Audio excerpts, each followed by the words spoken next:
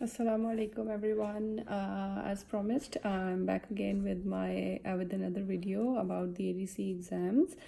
Thank you so much for all the comments, and I'm really honored that I can be of help to you guys. This one is about the written exam.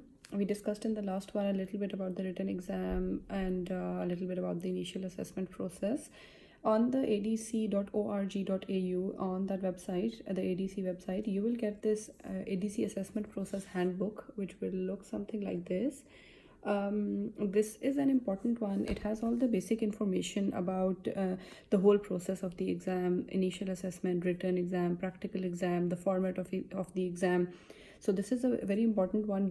Do give this one a read. And then for the written exam, of course, you have to go through the written examination handbook for general dentistry. I'm not sure if you guys can see clearly. This is how it would look like, the front page of this handbook. In this handbook, you will get all the information about the written exam, applying for the written exam, booking the written exam, changing the venue, everything, how ADC is going to like the whole conduct of the examination, what IDs you need, like the identification. So pretty much everything would be given in this, and then you will see this page, page 9, on which you will have all the 4 papers, the detailed information about all the 4 papers given. So paper 1 is mostly your operative dentistry, we can say, tooth conservation, dental materials, dental caries, endodontics, and dental pulp. And then paper 2 is mostly about prosthodontics, fixed prostho, removable, and implantology. Likewise, paper 3 and 4 are covering different subjects like oral medicine, oral pathology, and infection control are in paper 3, and ortho and public health and radiology in paper 4. We'll go through about all of these and what you need to study in this handbook as well. There are some resources given by the ADC, some books that you need to study. So if you go through them, that would be really helpful. But how I prepared for the exam, I'm just trying to share my experience. And I believe that the best way is that you do study some basic books for these particular papers, and then try to solve your 1000 MCQs and your past papers and voucher MCQs. So you will have some background knowledge or some basic knowledge about these MCQs, and you will have certain references about these MCQs as well. Like whenever you read about a specific topic in the MCQs, you will know, okay, I read about this topic in this book. So you will have references to the 1000 MCQs that you are trying to solve, or the past papers. So blindly following what people are saying on Facebook groups, or just writing an MCQ on any of the Facebook pages and then asking people what do you think about this one, or what do you think the answer is, and then going with the majority is not a very good way to do it, because they do tend to change the like they do tend to change the questions in the exam. So there is a lot of repetition,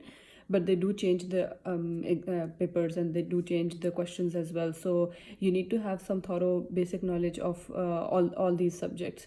Some people do courses for the written exam as well. I personally did not do any course, and the time that I was preparing, there was a guy, Dr. J, who is now running an academy by the name of DNA Training Academy in Melbourne. He was offering some free Skype sessions, and it was a small group of 8 to 10 people, and we would discuss the past papers together, and we would try to solve the past paper, and everyone would have references to some of the questions that we were solving. So it was quite helpful. You can make a group like that, and then it sort of like divides the burden, and then you can share on your knowledge on these particular groups. So have a study group or have a study partner. It would really help you in these exams. And the other important thing is your so how much time do you need to prepare for this exam? A lot of people ask this question, so I want to answer it here. It really depends. It depends on your circumstances, your situation, your family life, other commitments, if you're working. So generally about 3 to 4 months, studying about 4 to 5 hours a day would be more than enough for this exam. But do study whatever is important, and do have a sort of like like a pattern and have like a schedule and follow and try to follow that, and towards the end when the exam is near, you would have all obviously gone through all the important books by that time.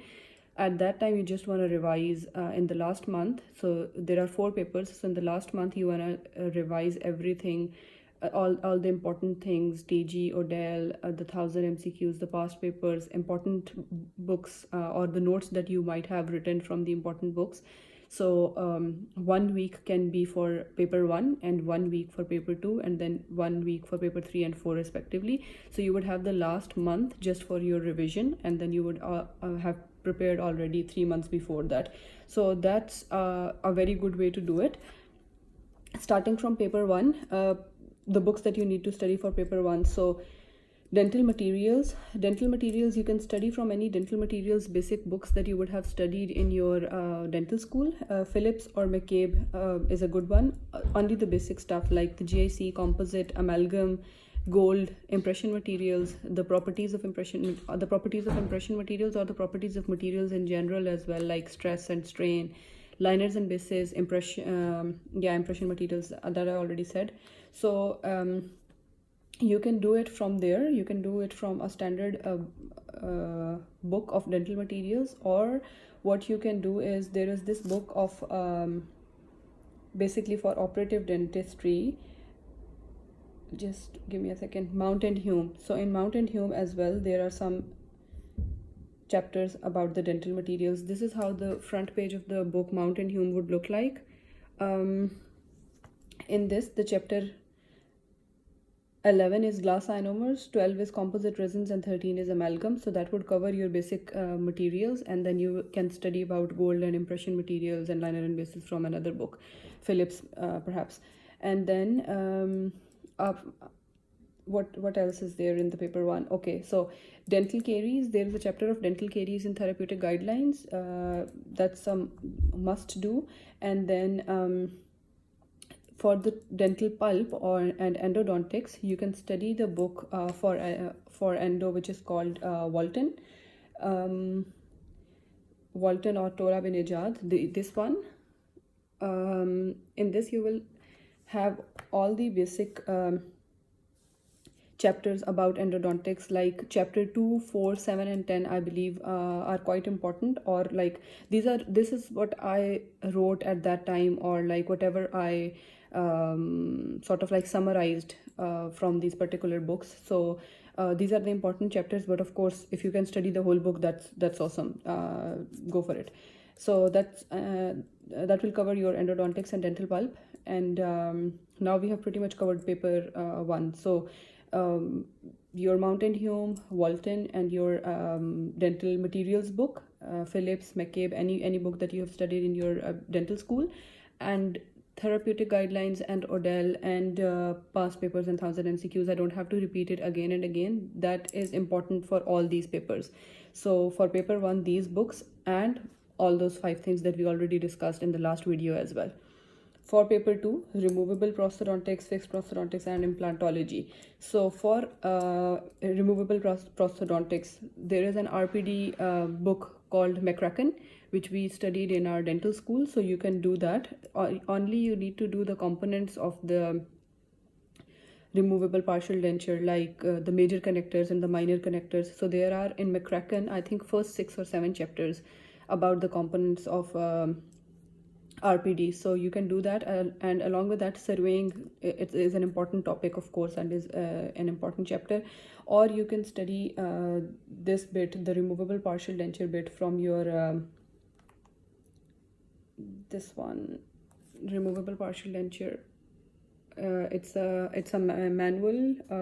They call it Delhaus manual, written by Robert Looney. So you can study from this as well. So this one is going to cover your removable partial denture part. And then for the fixed prosthodontics, you have your British Dental Journal articles. There are about 13 articles, and those are important as well. Along with that, there's a very important and very good prosthodontics book, which is called, I'm just going to show you the front page so that you know that this is the right one when you're buying this book. So clinical cases in prosthodontics. is the name of the book, and it looks something like this. And in this book, you will find MCQs like this at the end of every chapter. And in the next page, just mark when you are studying for the first time, just mark everything which you would want to revise towards the end.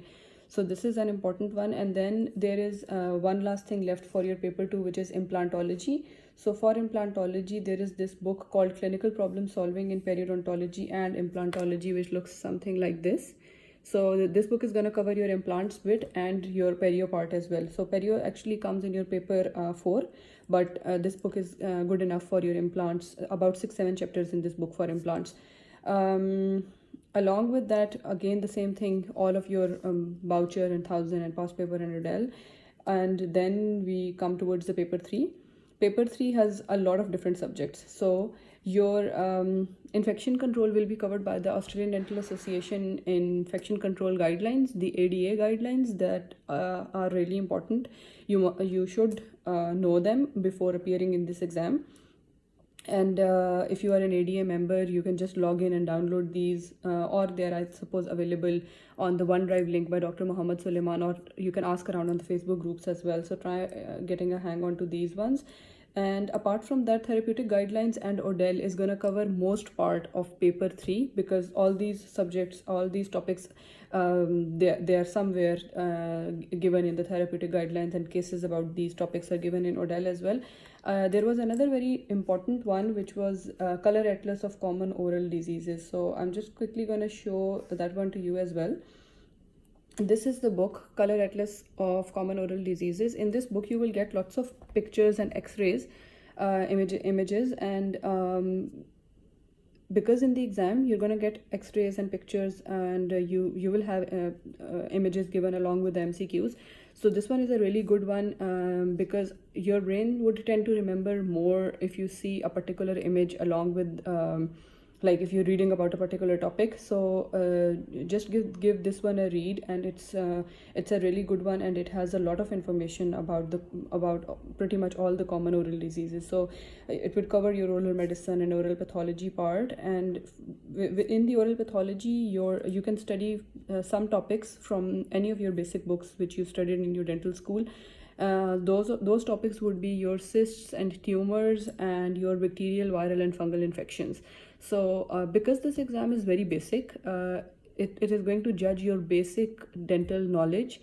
So you don't need to have specialist level of information for this in a particular subject, but you need to know everything, the basics of everything in dentistry. So it's a general dentistry exam, so don't go into a lot of detail, but you must know the basic stuff. So that's I think all for your paper 3, therapeutic guidelines, Odell, this Color Atlas, and your oral pathology book. Like we studied from Soames, JV Soames, the author of the book. So you can study from that, or you can study from whichever book you like for oral pathology, and just covering the basic cysts, tumors, and infections. Then coming to the paper 4. Paper 4 is your orthodontics, pediatric dentistry, perio, and the preventive dentistry and public dental health. So for your perio, as we discussed already, there are 2 important books. One is the Clinical Problem Solving in Dentistry and Implantology, this one, and the other is Carenza. So Carenza is, as you all know, the basic book for perio, taught, I think, in all the dental schools, clinical periodontology. So this is an important one, and you don't necessarily have to read the whole book. It's a quite lengthy book, but again, you need to know the basic stuff from perio, not lots and lots of details. And then for pediatric dentistry, your book called just coming back to perio again, if you can find the new perio classification, because there is recently this new perio classification, it has recently been introduced in February 2019, I think. So if you can give this one a read, so anything extra is always going to be beneficial. For your peds, the most important book for peds, I believe, would be Cameron Cameron is one of the very important and very good books for pediatric dentistry. The chapters 2, 3, 4, 5, 6, 7, 9, 10, and 11 are important. And then there is a very lengthy chapter about orthodontics for pediatric dentistry. So chapter 14 of Cameron. So that's also really important. Do give that one a read as well. And apart from that, I don't remember doing ortho from any other book. I just did this chapter of Cameron, and I studied other things about perio and pediatrics and preventive dentistry to cover this paper. So I can't remember doing lots in ortho. The other one which you really need to do for paper 4, or which is an important one, is radiology, of course, and we rely on a lot on x-rays. So in radiology, you will have to do like any of the basic books of radiology. Robert Langley's is one. That's how that book looks like. And there's another one which is quite important, that is successful panoramic radiography, small 24 pages guideline, and this one is going to cover your OPGs. So this is a very, very good one. Lots of images. You should be good to go for your paper 4. And apart from that, there is an International Association of Dental Traumatology. So if you can get a hang on to the dental trauma guidelines, that should be beneficial as generally, not specifically for any paper, but I think it would cover mostly your peds, I believe. So that should be enough for your written exam. Pretty much everything we have discussed here, what you need to study, and you just need to study smart, not hard. You don't necessarily have to know everything, but be smart and study well.